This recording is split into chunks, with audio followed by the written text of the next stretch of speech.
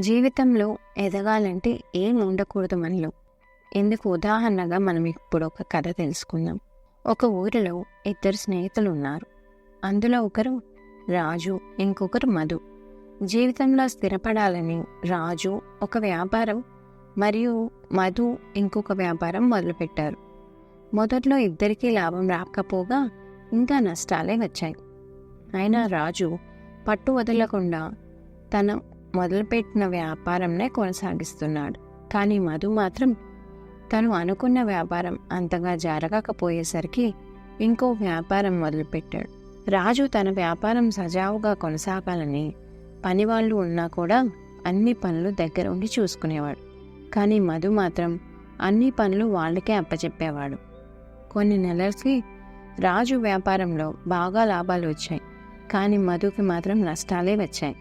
దాంతో రాజు ఏ వ్యాపారం చేస్తున్నాడో అదే వ్యాపారం చేయడం మొదలుపెట్టాడు. రోజు రోజుకి రాజు వ్యాపారం బాగా అభివృద్ధి చెందుతుంది. కానీ మధుకి మాత్రం ఎప్పటిలాగే నష్టాలు వస్తున్నాయి. ఇంకా మధుకి కుళ్ళు ఎక్కువైపోయి రాజు వ్యాపారంని ఎలా దెబ్బ కొట్టాలా, ఎలా నాశనం చేయాలా అని ఎప్పుడూ ఆలోచిస్తూనే ఉంటాడు. కానీ తన వ్యాపారం గురించి ఆలోచించడు. చివరికి రాజు వ్యాపారంలో బాగా పేరు సంపాదించాడు. మధు మాత్రం తన వ్యాపారాన్ని నిలబెట్టుకోలేకపోయాడు. ఇక్కడ మనం గమనించాల్సింది రాజుకి మధుకి ఉన్న తేడా. రాజుకి ఏదైనా ఒక పని మొదలు పెడితే ఎన్ని సమస్యలు వచ్చినా అది పూర్తయ్యే వరకు వదిలిపెట్టడు. కానీ మధు ఏదైనా పని మొదలుపెట్టినప్పుడు సమస్య వస్తే ఇక దాని జోలికి వెళ్ళడు, మధ్యలోనే వదిలేస్తాడు. రాజుకి నేను ఓనర్ని అనే ఏమాత్రం భేదం చూపించకుండా అన్ని పనులు చేస్తాడు.